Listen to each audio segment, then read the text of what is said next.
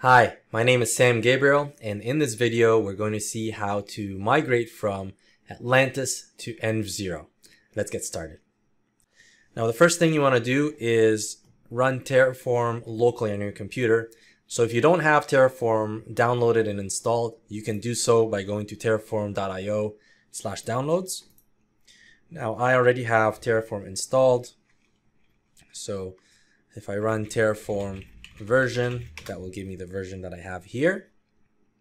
Now the next step is to clone my repo that I've been using with Atlantis. So I'm going to go over to GitLab and clone the repo here. So let's grab the URL.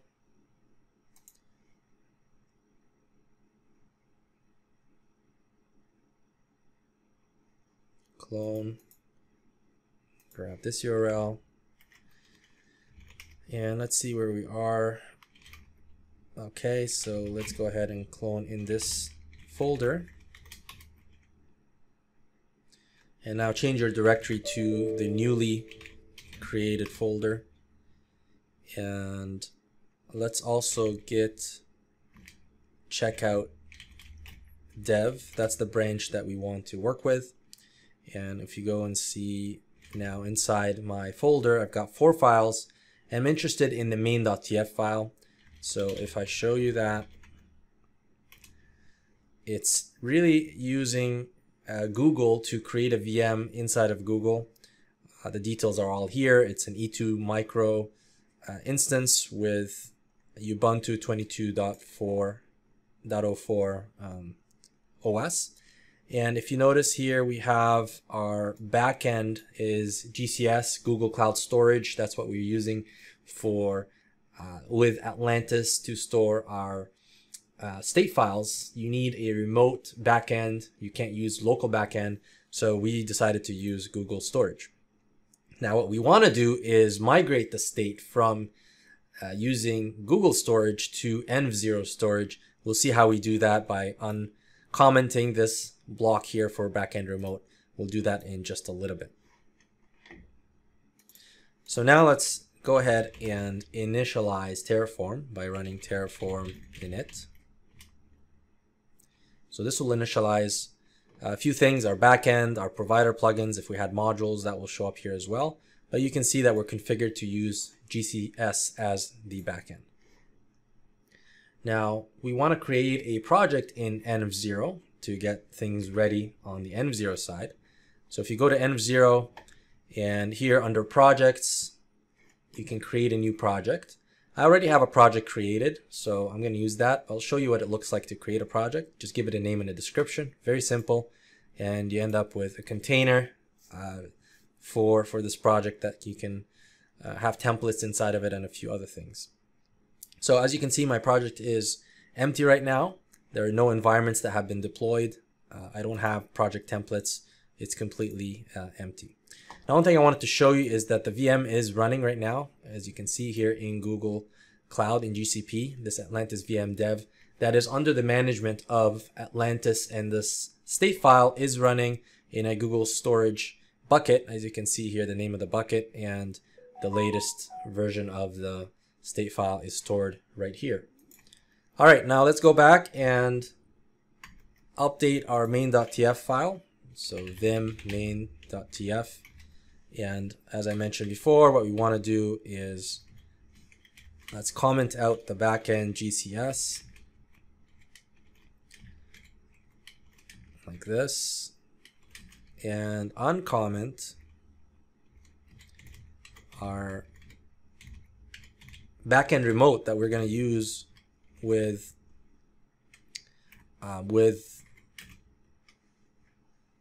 env0. And just notice a few things here. The host name is backend.api.env0.com, and the organization is an organization ID, then a dot, then the project ID. Okay, so you need that to be able to talk to env0, and then a workspace name that is unique to your organization. Okay, so we have all that already set up, but I'll show you where to get the project ID and the organization ID. So if you go to env0, and you need to be an admin to see the organization ID. So you go down to settings under organization right here. And in the URL, you'll have your organization ID. So this is my organization ID. Now we want the project ID. Just go to project settings. And again, in the URL, you can get the project ID that you can populate in this organization parameter right here. Now this is done. Let's save and exit. And now let's commit and push the changes. So git commit -am, and let's call it migrating to env0 backend. So we're committing this to the dev branch, and now we're going to push it to the dev branch as well. Okay. All right, this looks good. Now we're going to need to create an API key in env0 to be able to log in to env0. So you do that by going to the settings. You also need to be an admin and API keys. I already have one here, so let me delete that one. And I'll create one right in front of us here. Pretty straightforward. Click the add API key, give it a name, I'll call it admin. Select organization role admin, add API key. This is sensitive information, so treat it as such. What we need here is really this token at the bottom. So it tells you how to log into Terraform, how to log into env0 using the Terraform login backend API command. So let me copy this to make it easier to log in. I'm gonna open a new notepad file and paste this in. So here's my token. You're gonna need this token as well. So token is this, and that's what we need for now. So make sure that you copy these details, because once you hit OK, the secret is gonna disappear, so as the token. Okay, so that is done. Now let's go ahead and log in via the CLI into env0. So let's copy this command to Terraform login. You're going to get a prompt, say yes. And what will happen is going to open a browser window that just takes you to the docs. So we don't really need that. You can close that, go back to our CLI. And now we need the token that we just copied into our notepad file right here.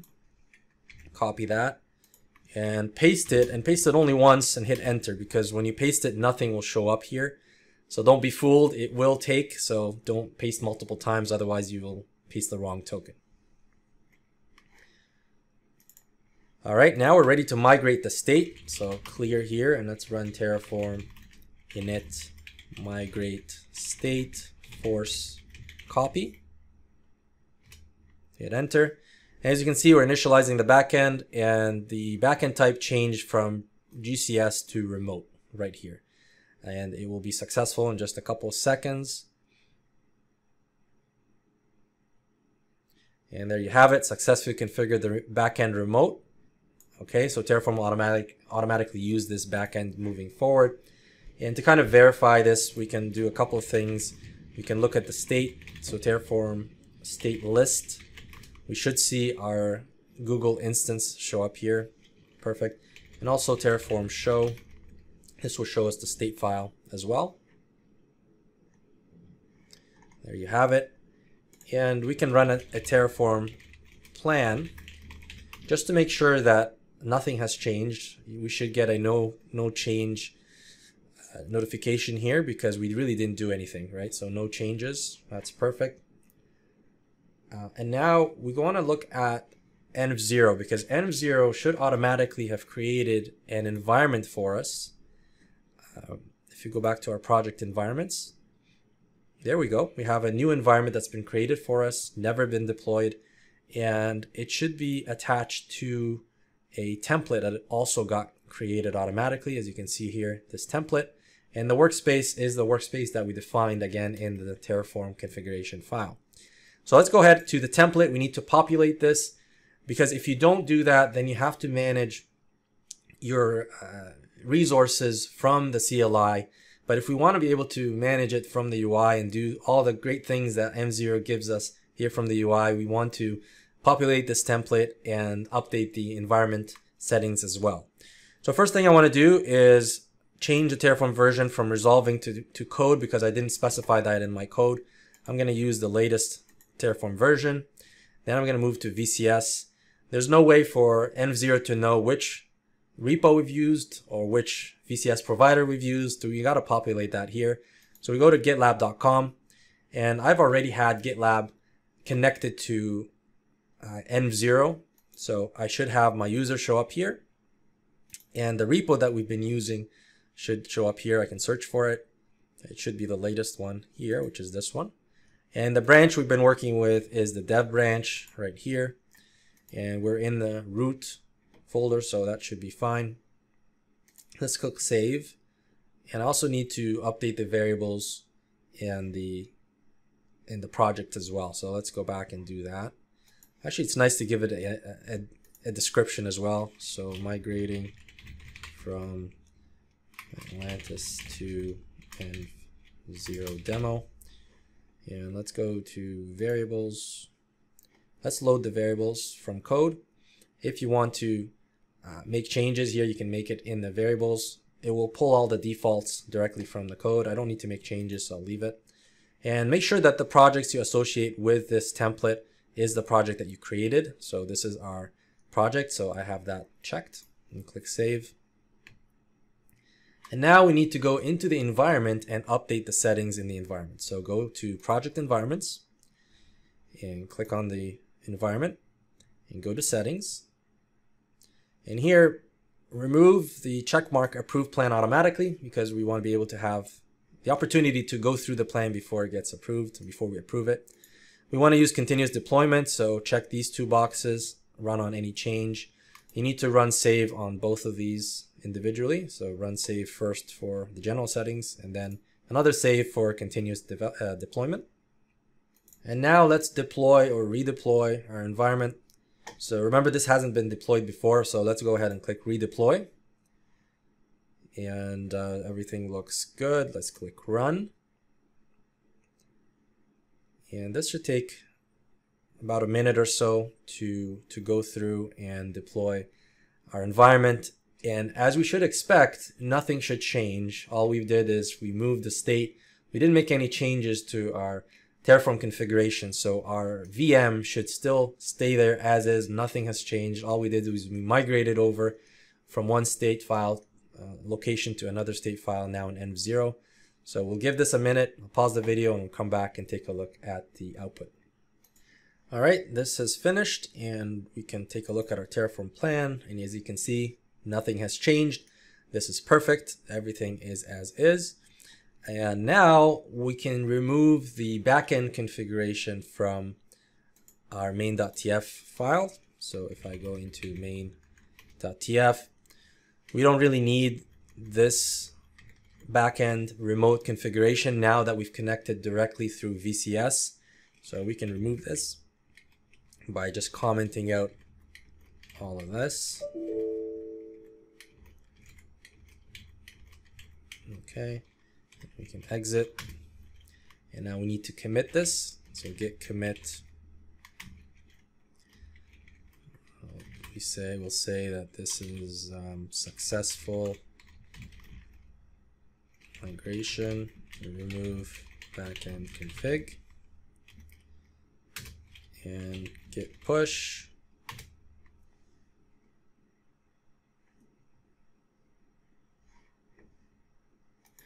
And we get a Slack message saying that there is a new deployment and the deploy completed successfully, as you can see here. And that's what we want to see. There's the webhook that got generated automatically, and everything is good to go. So if you go back to our deployments, you can see the newest deployment. Let's go back to environment. Here's our newest deployment. And you see the resources. Now it sees the Google resource right here. Everything is good to go.